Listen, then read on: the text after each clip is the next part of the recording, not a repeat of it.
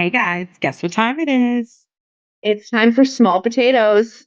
Where we give you a naughty tease of our latest Patreon episode. Be sure to subscribe. Links are in the description. Well, I feel like we tend to touch on like the sexy side of sex work, but there is a dark side. We need to be real here and kind of talk about those facts. But we found a really interesting video that's very current in the news right now, the whole Epstein madness. But a part of the video touches on massage spas, which we thought would be a great lead in. So let's start there and then let's kind of get into the conversation, the not so nice side of sex work. Oh, heebie-jeebies already. Let's go. All right, there is no defending this disturbing breaking news that we just got. Donald Trump's Mar-A-Lago resort has been directly linked to a creepy drawing that was sent to Jeffrey Epstein for his 50th birthday. This creepy drawing depicts Epstein getting a massage at some sort of resort from young girls. Now, people were doing research for the past 24 hours until they realized this resort isn't on Epstein's island. This is Trump's own Mar-a-Lago spa. This becomes even more uniquely eerie when you realize that Epstein used Mar-a-Lago as a grooming grounds to find young girls, to groom them, and then subsequently sexually abuse them throughout their teen years and early 20s.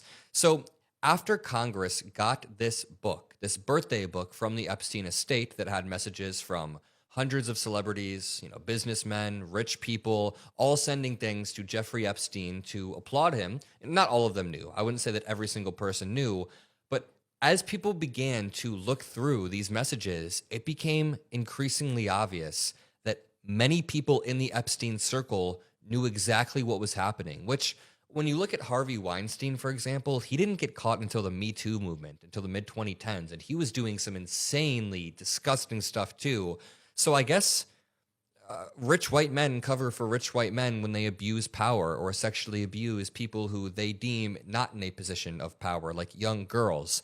It's very, very disgusting. And now that we have the opportunity to bring accountability, we need to be fighting day in and day out to expose these creeps who are now in power.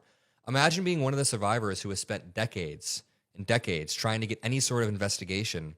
And all you see are these people rise further to power, like Alex Acosta or Donald Trump or others who are allegedly directly involved. Now, as people were looking through this book, they saw this drawing.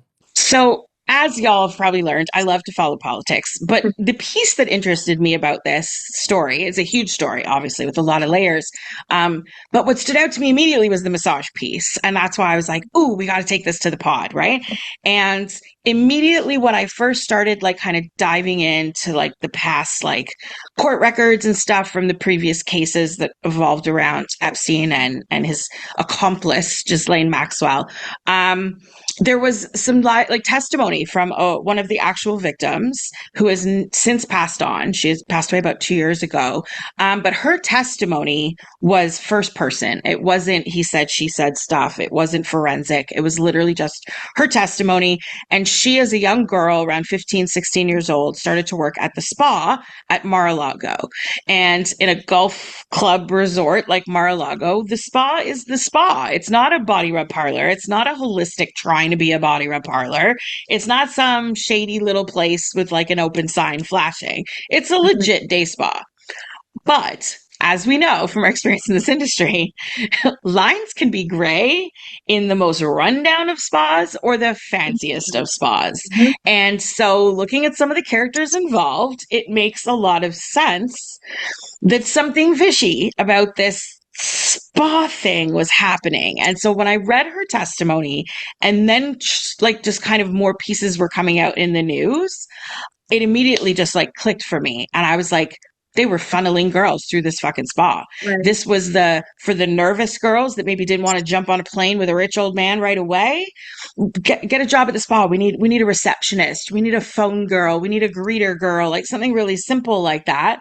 They meet Ghislaine Maxwell, who's a woman. They feel comfortable. And she's like, oh, have you met Jeffrey? Have you met Mr. Trump? Let me take you to lunch with them. And she's the little introductory groomer, for less of like shitty Right. words. And then when this whole birthday binder came out and these pictures came up and people immediately noticed, wait a minute, that's Mar-a-Lago in the background. Mhm.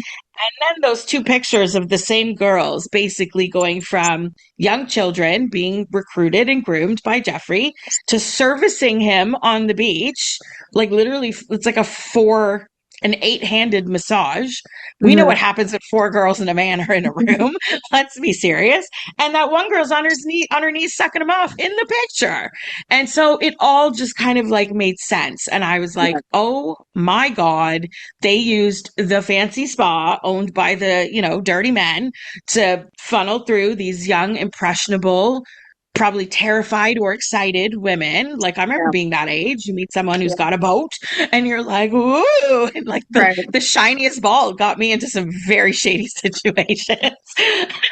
I get why Gen Z is called like the toughest generation because we did stupid shit. Mhm. But didn't have social media and phones and camera footage and like testimony and all that. Our secrets go with us unless we out them, right? And so it made just a lot of sense that this is like the perfect funnel to Yep. basically put these women through, get them comfortable enough. And then once they were on his little pervert island, then really the bulk of like the more continuous abuse would happen as Mhm. opposed to like incidental abuse or like Right. separate moments. Um, and immediately, of course, that made me think of all the bad players we know in our industry. Right. I think our industry, when we're talking bad players, isn't just Toronto exclusive. I'd branch out a little bigger than that and say the general Toronto area. And for those Mhm. that don't know, Toronto actually is called the GTA. We are a conglomerate of a number of cities that come together to make the general Toronto area. And so that space is like, instead of the city, there's all the outside cities too.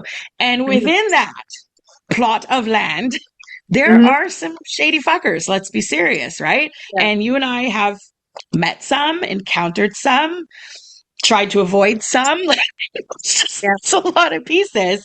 And this, like you said, is the stuff that we never really talk about. And I think it's time. And I think Patreon's the perfect place. And let's dive in. Let's dive Okay. in because the funneling of people Mhm. reminds me so much of the character we met when we were first spa shopping Yeah. and we found a place we really wanted at a price that was absolutely stupid Mhm. that if he had said yes, we would have bled our balls out for Yeah.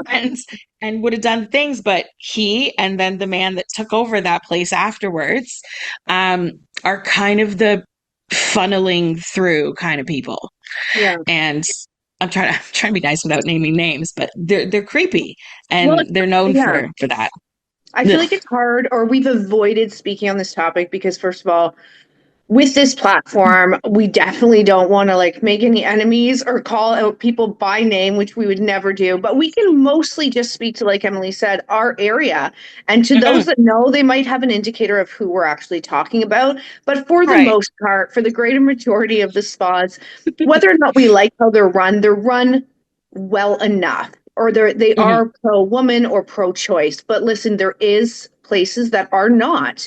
There is places that have underage girls or have Yeah. girls with pimps or traffic women. This does exist. Um, it's a scary part of the industry. It's a part of the industry that we've even taken a lot of girls from that have come in Yes. for interviews to Muse and have told us about their experience. And I know Emily's actually worked quite closely with a few of them to really get them out of that scenario and get them into a safe place like Muse. But it's been a Mhm. journey. And like she said, we've met a lot of them, and a lot of it's come from stories from former staff that have worked for them and have been Yeah. able to get away from that situation. So we definitely have a lot of information of all the bad that can happen in the Toronto massage scene.